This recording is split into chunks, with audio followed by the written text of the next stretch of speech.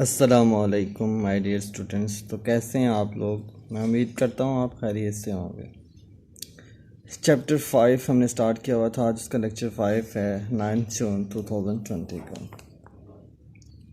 तो हम इंटरफेस कर चुके थे और मैंने आपको क्रोमोसोम्स क्या होते हैं और डीएनए क्या होता है इसके बारे में मैं समझा चुका हूँ।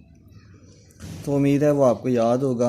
तो आज हमने स्टार्ट करना है एम फेज़, या जिसे डिवीजन फेज़ भी कहते हैं। तो एम फेज़ जो है इसकी दो स्टेजेस होती हैं, आप कह लें।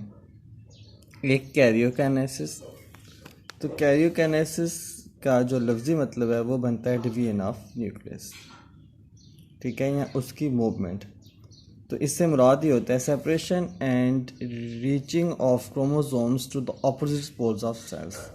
क्रोमोसोम का सेपरेट हो जाना और सेल के दो मुख्तलिफ पोल्स तक पहुंच जाना। जैसे कि हमने पढ़ा था कि सेल डिवीजन से पहले सेल इनलार्ज हो जाता है, तो ये इनलार्ज हुआ हुआ है और ये सेल दो अपोजिट पोल तक पहुंच गए हैं, दोनों कोनों तक। तो इसको कहते हैं कैरियोकाइनेसिस। इसके बाद एम फेज़ की जो एक सेकंड स्टेज होती है वो होती है साइटोकाइनेसिस।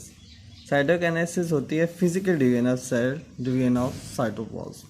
सेल इसमें फिजिकली डिवाइड हो जाता है, मतलब अमली तौर पे वो टू सेल्स में तकसीम हो जाता है फिजिकली, मतलब मादी एतबार से।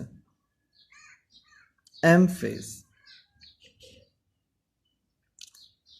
अब दो तरह की होती है, एक माइटोसिस और दूसरी मायोसिस। इसका आप एक क्लास में पढ़ चुके हैं माइटोसिस। तो आइए इसको देखते हैं। माइटोसिस जो है एक जर्मन बायोलॉजिस्ट वॉल्टर फ्लीमिंग ने 1878 में डिस्कवर की थी, ठीक है। तो ये एक ऐसी सेल डिवीजन है, it is the type of cell division in which cell divides in such a way that the daughter cells have same number of chromosome as parent cell. तो माइटोसिस इस तरह की सेल डिवीजन है कि cell इसमें इस तरह divide होता है कि जितने पेरेंट सेल में क्रोमोसोम होते हैं उतने ही डॉटर सेल्स में क्रोमोसोम होते हैं, ठीक है। ये जैसे आप ह्यूमन की एग्जांपल है, तो ह्यूमन के एक सेल में 46 क्रोमोसोम होते हैं। तो जब माइटोसिस होगी तो दो सेल बनेंगे, तो दोनों में हमने हाफ कर दिए, तो दोनों में जितने पेरेंट सेल में उतने ही क्रोमोसोम डॉटर सेल में होंगे। तो दोनों डॉटर सेल्स में भी 46 क्रोमोसोम होंगे, ठीक है। 46 क्रोमोसोम पेरेंट सेल में थे और 46 डॉटर सेल में। ये आप एक क्लास में पढ़ चुके हैं कि जो सेल डिवाइड हो रहा होता है उसे पेरेंट सेल कहते हैं, और जो सेल्स डिवाइड होने के बाद बनते हैं उन्हें डॉटर सेल्स कहते हैं। तो माइटोसिस में ऐसा होगा, जितने क्रोमोसोम पेरेंट सेल में उतने ही डॉटर सेल में। तो अब क्रोमोसोम हमेशा होमोलॉगस पेयर्स की फॉर्म में होते हैं, ठीक है, हर ऑर्गेनिज्म में। तो होमोलॉगस पेयर से क्या मुराद है? Chromosomes which are same in shape and in some sequences.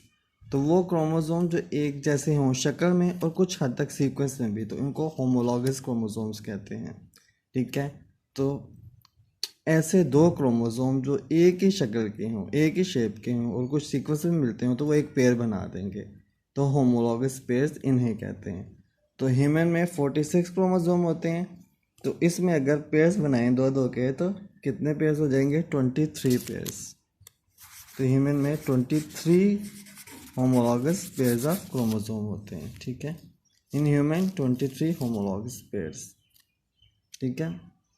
तो ये था माइटोसिस का मतलब के इंट्रोडक्शन। तो नेक्स्ट हम कैरियोकाइनेसिस की जो फेजेस हैं, प्रोफेज, मेटाफेज, एनाफेज और टीलोफेज वगैरह के बारे में डिस्कस करेंगे परसों। तो कल मैं आपको क्वेश्चंस बताऊंगा इसके हवाले से। अपना ख्याल रखिएगा। अल्लाह हाफिज़।